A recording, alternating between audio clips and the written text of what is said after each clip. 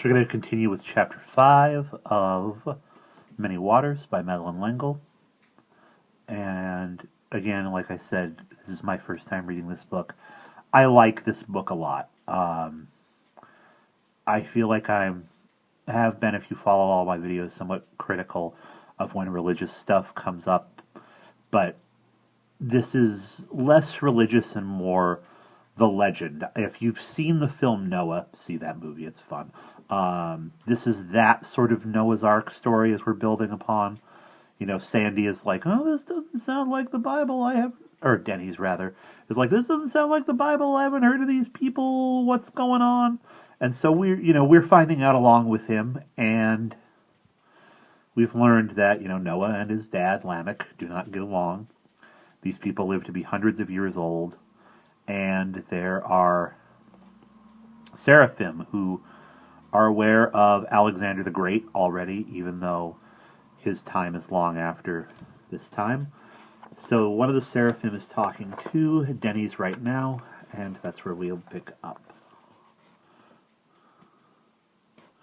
In his weakness, Dennys could not hold back the tears which sprang to his eyes. "We're 15-year-old boys who come from a long time away." "You come from a far time, and yet you speak the old language." "The what?" "The old language.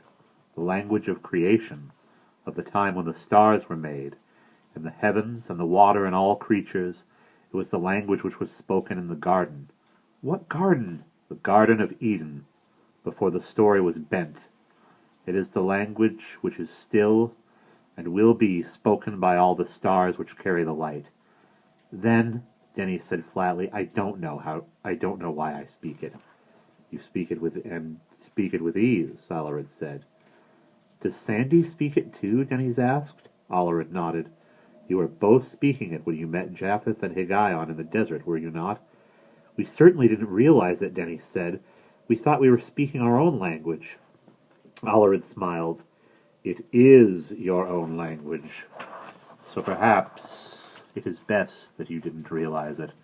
Do others of your time and place speak the old language?" "I don't know. Sandy and I aren't any good at languages." "How can you say that?" Alarid demanded, "when you have the gift of the original tongue?" "Hey, I don't know. Sandy and I are the squares of the family. Our older sister and our little brother are the special ones. We're just the ordinary—" Alarid interrupted him.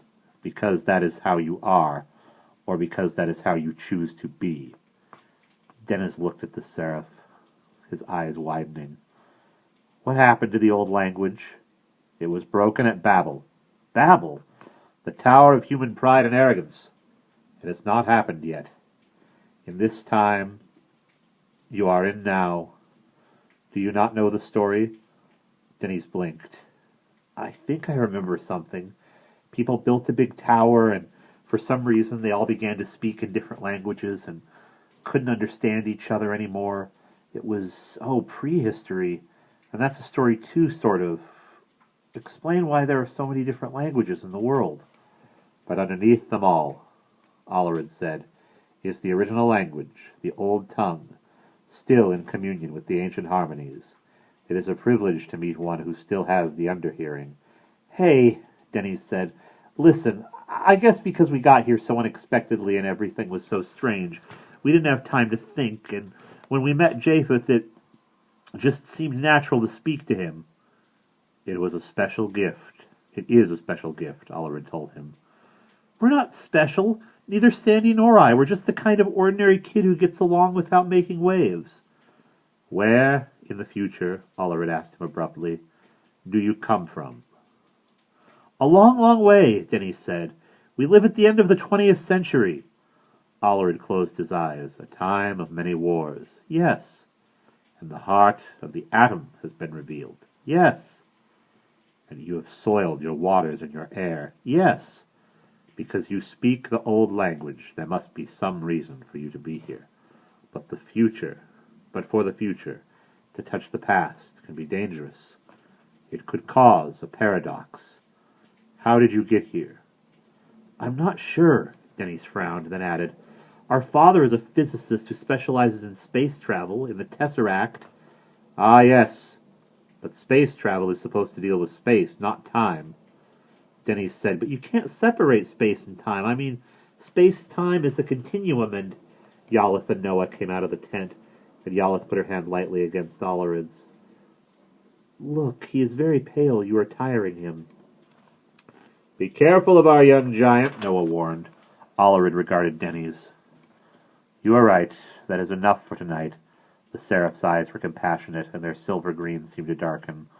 I am glad that you are better, and that you are coming back to yourself. Please be careful what you say, what you do. Be careful that you do not change anything. Listen, Dennys said, all I want to do is go home to my own time. I'm just grateful to be on my own planet, and I'm not a bit interested in rewriting the Bible. Did Olarid know that there was going to be a Bible?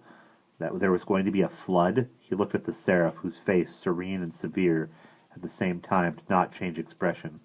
Dennys was willing to accept that Olarid and the pelican who brought the water were somehow one and the same, but he was not willing to accept that his presence in this time and place might have an effect on anyone except himself, and of course Sandy. Sleep well, Dennys, Olarid said. Yalith and Oholibama will continue to take good care of you. Yalith, Dennys thought. For Yalith, he might be willing to change history. And we'll pause there for a minute.